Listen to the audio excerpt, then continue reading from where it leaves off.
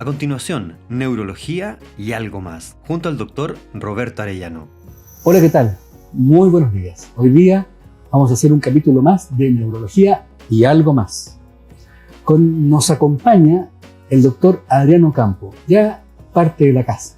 Ustedes lo conocen, él es médico cirujano de la Universidad de Chile, es doctor en ciencias biomédicas de la Universidad de Chile, postdoctorado en la Universidad de Bolonia y la Universidad de Valparaíso. Ya numerosos pergaminos lo anteceden, así que sin más, el doctor, bienvenido, doctor Roberto Ocampo. Un gusto estar aquí. Nuevamente por acá. Nuevamente. Pero es que hay que aprovechar a estas personas que quieren venir a hacernos ver cosas, mundos interesantísimos. Y hoy día vamos a hablar de uno en especial, que ya lo adelanté en un programa anterior, que es acerca de los modelos animales y cómo han servido al ser humano estos bichitos que tanta gente les tiene cariño y han sido ocupados en la ciencia para ser investigados, generar conocimiento y ayudarnos también a nosotros. Así que es un tema un poco sensible, pero que el doctor Ocampo nos va a dar a conocer la experiencia y cómo se han hecho estos modelos animales en diferentes enfermedades. Y hoy día una muy especial. Bienvenido, Adrián, y coméntanos, ¿qué nos vienes a enseñar hoy día? Sí, mira, yo quería... Es un tema delicado porque, desde luego, hay algo humano en que nos gustan los animales. Los animales son maravillosos, son entidades que nos llaman la atención, hay algunos que despiertan cariño, afecto, y por lo tanto es comprensible que exista cierta sensibilidad respecto al tema de los modelos animales, del uso de modelos animales que son en ciencia, que en el ámbito de la biología son imprescindibles para comprender cómo funcionamos. Y aquí se juntan dos cosas. Una es la inquietud natural humana por conocer. O sea, los humanos estamos aquí para entender el mundo. Eso es algo que estamos donde estamos precisamente por esta inquietud que nace de un cerebro gigante, único, y que necesita para poder existir, entender el universo. Esa es una necesidad imperiosa. Todo sujeto a ser humano, claro, parado, ¿no es cierto?, en donde esté, intenta comprender a su manera. Y la manera moderna de entender el mundo es entender los mecanismos, cómo funcionan las cosas por dentro y por fuera, por arriba y por abajo. Y desde luego hay respuestas que desde el punto de vista de la biología tú no las vas a obtener en el humano, tú no puedes hacer cosas en el humano dentro. Y hay cierto tipo de animales que son muy parecidos a nosotros. De hecho, hay modelos animales que van desde los gusanos, peces, insectos, hasta mamíferos como gatos, ratones. Y cada uno de esos modelos tiene algo que aportarnos. Por ejemplo, yo les puedo decir que para entender los ritmos biológicos, uno de los modelos más interesantes es un hongo, es la Neurospora crassa, que es un modelo animal, es un hongo microscópico que utiliza una maquinaria molecular muy parecida a la que nosotros tenemos, muy parecida, pero tiene ciertos principios que permitieron comprender cómo es que nuestro reloj biológico funciona. Ahí tú tienes un ejemplo, ¿no? Y hay otros que cuando tú necesitas más complejidad, por ejemplo, entender el sueño, por ejemplo, tú necesitas animales que se parezcan un poco más a ti. De otra manera tú no vas a lograr comprender cómo funciona. Y nosotros, si el primer principio yo te decía es la necesidad de conocer el universo, el otro principio que también es un principio muy humano, que es el de la, si lo quieres, la necesidad de ayudar a tu prójimo, ¿no? De estar con tu prójimo. Y nosotros en medicina, la razón de ser de la medicina es buscar soluciones a los problemas de salud. O sea que se intersectan dos cosas: la necesidad de saber, que es imperiosa, absoluta, y que tú no puedes renunciar por ser humano, y otra, la naturaleza humana que busca dar respuesta a las enfermedades y buscar soluciones a los problemas. Y ahí la única manera es buscar respuestas en el mundo animal. Y dentro de esas respuestas en el mundo animal, tú me podrías, por ejemplo, dar un ejemplo de cómo algún modelo animal que tú puedas mencionar nos ha servido a nosotros los seres humanos. Absolutamente. Nosotros estamos llenos de ejemplos. Prácticamente todo lo que vivía, y eso tenemos que tenerlo muy claro. Es decir, la medicina es lo que es hoy día gracias a los estudios sistemáticos del modelo animal. Eso es lo primero que sin eso nosotros no podríamos estar donde estamos. Pero hay un ejemplo muy curioso. Hay distintos tipos de modelos, ¿no? Pero hay un ejemplo en el sueño que a mí me llama mucho la atención. Y es que cuando se descubrió el sueño de movimientos oculares rápidos, que yo te comentaba que es un sueño muy misterioso, un sueño que durante la noche ocurre unas 4 o 5 veces por noche. Son intervalos de 20 minutos que están metidos dentro del dormir. Y en que las personas, el cerebro como que se enciende, ¿sí? El cerebro se enciende y está muy activo. Entonces tú despiertas a las personas de sueño REM y tú sabes que las personas cuentan una historia. El sueño onírico, la actividad onírica, la actividad de fantasía, ocurre en ese típico sueño que uno sueña. Claro. Que recuerda. Y eso es un misterio enorme porque tú estás en reposo completo, ¿no es cierto? Y el cerebro se enciende y está funcionando una maquinita adentro que genera estas ideas que son fascinantes. Pero por otro lado tú no te puedes mover. Y estás paralizado. Claro, estás paralizado, hay una parálisis fisiológica flácida, ¿no? Porque está bloqueada la unidad motora. Y entonces tú tienes el cuerpo paralizado en parálisis flácida y un cerebro que está encendido. Voy a tratar de traducir eso para el público, porque de repente puede ser un poco. Es como tener un auto acelerado, sin calma, pero frenado. O sea, el auto no avanza. Sin los cambios. Claro. Entonces, el auto está acelerado, estamos soñando, estamos arrancando un león, nos están asaltando, cualquier cosa, y el cuerpo no se mueve. O sea, esa cualidad es la que nos hace poder estar en la cama tranquilos. Imagínense si actuáramos los sueños que nos pasan. Bueno, síguenos, ahora sí. Bueno, y resulta que al inicio, para poder entender este misterio que no sabíamos cómo funcionaba, investigadores en Francia, Michel Jouvet, en Lyon, que fue una de las escuelas importantes, aparte de la de Bolonia, donde estuve yo, estaba Lyon y otros, y Pisa, ¿no? Estuvo Moroso, en Europa.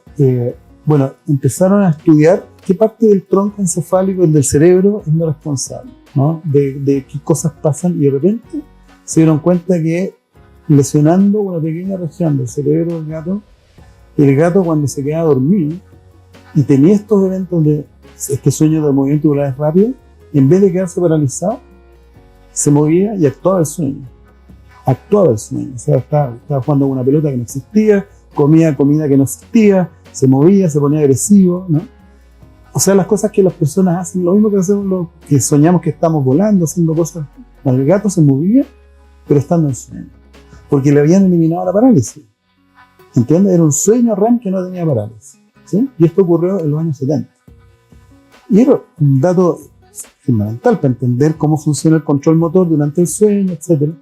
Pero no tenía un sentido práctico en ese minuto, claro. No tenía un sentido... Le pasaba al gato, ¿no? Le pasaba al gato, para entender los mecanismos que para nosotros ahí tiene un valor intrínseco. Pero resulta que 15 años después, año 85, en Estados Unidos se describió el caso de personas de edad mayor que, estando en la cama, soñando, empiezan a pegar a la señora, que lo tenía historia, hombre, pero es más un hombre. O se caían de la cama, o tenían conductas violentas con aullidos y cosas, y tú los despertabas y las personas estaban soñando, efectivamente que estaban peleando, que estaban arrancando, que estaban jugando la pelota, que estaban peleando, etc. Y lo que ellos estaban haciendo coincidía con el relato del sueño. Eso lo que se interpretó es que estas personas estaban actuando sus sueños, se llama la enacción, ¿no? Y esto se repitió y se dieron cuenta que no era tan raro, que esto era más frecuente de lo que se pensaba, y se describió el trastorno conductual del sueño de momentos claros para el sueño REM, que hoy día es una entidad clínica conocidísima. Ya sabemos que es uno de los trastornos característicos uno de los trastornos del sueño importantes. Entonces ahí fíjate cómo un modelo animal prefigura una patología. Después se dieron cuenta que coincidían las lesiones que se observaban en las imágenes de los humanos por resonancia magnética o lo que fuera. Se dieron cuenta que las lesiones que veían en el humano coincidían con las lesiones del gato, y por lo tanto tú puedes entender que hay un mecanismo común, ¿no? Y de esa manera tú empiezas a construir, ¿no es cierto?, cómo falla la cosa o cómo eventualmente podríamos arreglarlo, si es que existe arreglo. Entonces ese es el principio. Hay una realidad experimental que tú tienes que conectarla con la realidad humana. En este caso es un trastorno. Y esto es bien curioso porque habitualmente es lo contrario, y lo habíamos hablado anteriormente, que uno cuando se encuentra con un problema o una enfermedad en el ser humano, hace modelos experimentales en animales. Pero aquí es todo lo contrario. Claro. Aquí se encontraron con lo que los animales estaba produciéndose en los animales, y años después pasa lo mismo con los humanos. Y ahí haces el match recién. Era un modelo animal buscando una enfermedad, al revés de lo que... Claro, esto es totalmente ilógico, es como una casualidad. Pero bueno, esa es la importancia de la exploración científica, porque tú mapeas los problemas, hasta que de repente aparece algo y resulta que te sirve este mapa que ya tenías para entender y ubicar.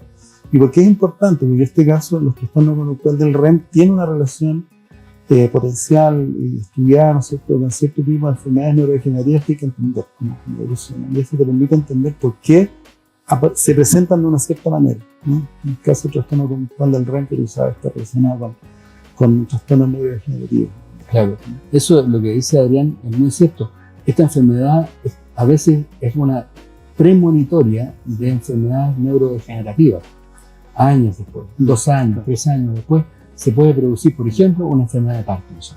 Y esta enfermedad del sueño REM, que es de los movimientos oculares, que pasa en la noche cuando está durmiendo y te actúa el sueño, en personas que le ocurre eso, puede ser premonitorio de que en unos par de años más vaya a desarrollar una enfermedad neurodegenerativa. Por ejemplo, lo hablamos del Parkinson u otro tipo. Entonces, al haber descubierto eso, haberlo relacionado con los gatos, es una historia fantástica, porque hay una continuidad en la investigación, en la observación, y ver que los seres humanos y el resto de los mamíferos, digamos, compartimos sectores, áreas del cerebro que son muy similares. Seguramente. Y fenómenos, ¿cómo no estudiarlos? O sea, no me imagino, no se puede estudiar en humanos, pero sí, obviamente. ¿Y de qué manera éticamente, digamos, moralmente, científicamente, se cuidan estos animales? ¿Cómo se protege eso? ¿Cómo se trabaja en eso? Eso ha cambiado muchísimo. Cuando yo empecé la investigación, los aspectos bioéticos eran aspectos muy secundarios. En los años 80, prácticamente no había mayor preocupación de eso. Hoy día hay instituciones, hay oficinas completas dedicadas a la bioética que controlan que los animales sean tratados de la manera correcta, ¿no es cierto?, que haya el menor sufrimiento, que se justifique la razón por la cual se está haciendo investigación animal. Y eso es algo que todos estamos preocupados de que funcione. Es muy importante que eso funcione, porque eso le da legitimidad a lo que estamos haciendo. Y los animales que sufren no nos sirven. Para hacer investigación no nos sirve que el animal esté sufriendo. Si queremos entender el sueño, no podemos tener un animal que esté sufriendo. Por lo tanto, los animales tienen que estar en las mejores condiciones posibles, y eso hay institución y hay legalidad para eso, ¿no? Y todos los artículos que se publican están avalados por ese tipo de instituciones. Hoy día sí, hoy día es prácticamente universal, no conozco ninguna. De hecho, si tú no tienes el resguardo bioético, no te aceptan. Lo mismo pasa en los seres humanos, ¿no es cierto? O sea, el mismo patrón, la misma exigencia, lo cual me parece fantástico. Yo creo que otros ejemplos de modelos animales que han servido brevemente para el beneficio humano, pero que haya sido al revés. Es decir, se descubrió la enfermedad y después se estudió en animales. ¿Te viene a la mente alguno de esos? Uno que... Cortito, así un resumen cortito. Ahí me pillaste. Para aprovecharte. Sí. Uno que venga antes de la edad, que no estoy tanto. Bueno, de hecho, los estudios de neurodegeneración, por ejemplo, el fenómeno neurodegenerativo, hay una serie de modelos animales que tratan de hacer el mapeo de cómo progresan, porque en el caso del Parkinson, por ejemplo, de hecho, cómo es que se origina el Parkinson. El Parkinson antes se pensaba que era un problema de los ganglios basales, de la sustancia negra. Hoy día sabemos que esto parte mucho antes, y parte mucho antes en el tracto digestivo probablemente. Y eso se ha descubierto porque se ha podido hacer el mapeo celular, concepto de conectividad y progresión de las proteínas, etcétera, en modelos animales también. Esa es la manera en que tú puedes ir mapeando cómo progresa y correlacionarlo con el humano. Tú tratas de los animales, lo que es un modelo animal precisamente para mapear y ir correlacionando lo que tú observas en el modelo animal en el humano para poder dar respuesta a este tipo de situaciones. Estamos llenos de ejemplos sobre trastornos que existen y a los cuales tú buscas una manera de Alzheimer cambiar. Alzheimer, una enfermedad de Alzheimer, que es una enfermedad neurodegenerativa que es la más frecuente, que sabemos, provocada por estas placas, ¿no es cierto? Probablemente uno de los mecanismos posibles de la neurodegeneración y hay proteínas involucradas. Entonces los modelos animales tratan de reproducir ese cambio en las proteínas y ver qué es lo que pasa en el cerebro. A veces resulta, a veces no resulta. Reproducir Alzheimer en el animal. Una cosa Reproducir de alguna manera el proceso del Alzheimer o, alternativamente, entender por qué algunos animales no tienen la enfermedad. Por ejemplo, hay un modelo animal chileno muy interesante que es el Octodondeus. El Octodondeus es un ratoncito que fue descrito como una ardilla. Cuando el Abate Molina empezó a describir la fauna chilena, ¿ya? los vio en las palmas de aquí, donde están estas palmas chilenas. Ocoa. Exactamente, aquí en la costa, En la estos- quinta región. porque son fanáticos de los cocos, de los coquitos de las palmeras. Y andan de día, como en Europa. En Europa, igual que las ardillas andan de día, aquí está un ratoncito que está de día. Bien. Es un precioso que trabajé también en Octodondeus con los colegas de la Universidad del Paraíso. Y resulta que este animalito, gracias a los estudios precisamente que se realizaron, se demostró que estos animales son súper longevos. Pueden vivir 7 años, 8 años. Las ratas duran 2 años, 3 años y fallecen. No tienen un ciclo vital muy estrecho. Los degus, bien cuidados, bien mantenidos, pueden vivir y desarrollan placas de ateroma que no tienen mucho impacto en su. O sea, son capaces de resistir. Placas seniles. Placas seniles del tipo. Como el Alzheimer. Exactamente. Desarrollan placas, pero funcionan. Pero no tienen Alzheimer. Claro, No entonces llegan a algo, tenerlo, pasa, a lo mejor. algo pasa en el cerebro particular de los degus que Ese es no te otro interesa. modelo experimental que hay que hacer. muy interesante. No, Lo están estudiando Bueno, y claro, estudiando con todas las restricciones necesarias, ¿no es cierto? Y con los resguardos de que tenga validez.